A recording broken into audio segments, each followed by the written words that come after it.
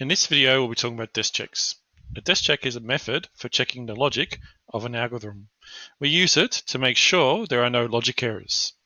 A logic error is when we have made an error within our control or data structures, which then prevents the program from running properly.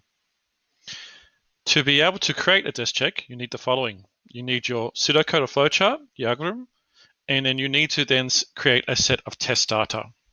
What I'll do is I'll walk you through the following example here, which is a very simple piece of pseudocode, which repeats the number of times 5 times, and then it will work out the 5 numbers average. So the first step in making a desk check is identifying what are the variables. So what you need to do is you need to go through and work out, are there any inputs or outputs? So in this example here, we have the counter, which is an output. We have the number, which is an input.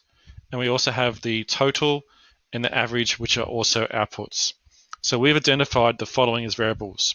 The count, which is an output, the number, which is an input, total, which is an output, and average, which is an output. So the more complicated the pseudocode, the more variables that you'll have inside the number of variables you need for your test data. The second is you need to develop a trace table. Now, a trace table, you can use Excel or you can use a piece of paper or Word document, whatever is more comfortable. In exams, you'll be probably most likely be given a table in year 11, but in year 12, you'll be expected to create a trace table yourself with some practice. So what you do is you put down the headings from left to right in the columns. So we've got here the column count, total, number, average, and at the end, we put the expected output. Now, the purpose of the desk check is to check to see whether or not we can actually reach the expected output, which is the average of 5 based on 5 numbers, which we'll be providing in a minute. So if we do encounter an error along the way, you'll see that the trace table will stop, and that's where we have to look back at our pseudocode. The next step is we have to create test data. So there are a couple of things you need to keep in mind when creating test data.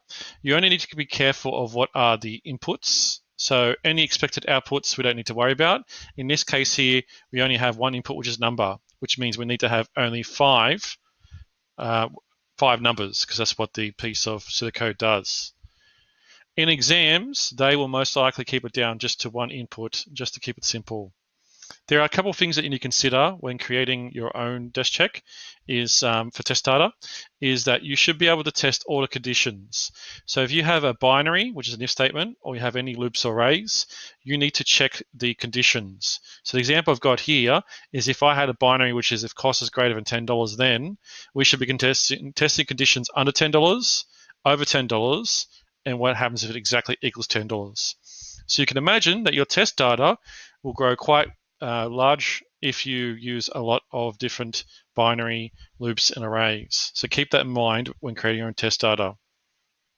So test data that we're going to be using here is 5, 4, 6, 2, 8, so any 5 numbers, and we're expecting the output to be an average of 5. The last step is to perform the desk check, which we call walkthrough in the syllabus. So what you do is you create a new line only if you have a new loop iteration. So you can see in the very first one here, I have just set the count and total equals 0 because we've initialized them as 0. If you didn't do this in the exam, no problems. You wouldn't be marked down for it. The very first thing we're doing is that as we go through the loop here, we know the count equals 0. So count equals 0 plus 1. So we have 1. Our total is our first number, which is going to be input the number, sorry. So number is 5. And our total is 0. So 0 plus 5 equals 5. So it's just the process of working through it. Now, the loop condition hasn't been terminated yet, so we are going to increment the counter by 1. So we have 2. Then our total, which is 5, is going to be by our new number 4, which is 9. 2 does not equal the termination condition, which is 5. We then go to 3. As you can see here, we input our next number, which is 6. 6 plus 9 equals 15. 3 doesn't equal our termination condition yet, which is 5. We then jump to the next iteration, which is then 4 on the count. We then go, our new number is 2. 2 plus total, which is 15, equals 17. 4 doesn't equal the termination condition yet, so we go through one more time, which is 5. Then we have our new number, which is 8 plus 17 equals 25. And then we have 5 does equal the termination condition, so we break the loop.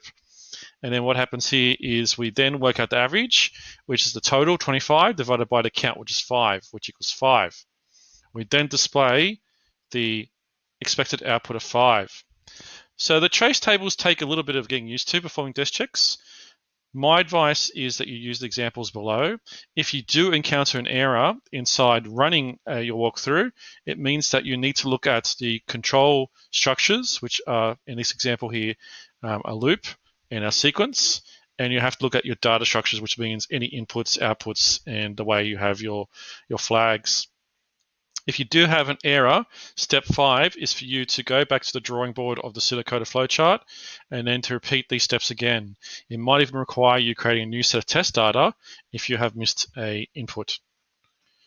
The examples that I've included will be in this video description, and they include creating your own pseudocode or flowcharts and testing it, and then using some past exam papers. If you have any questions, please email me. Thank you.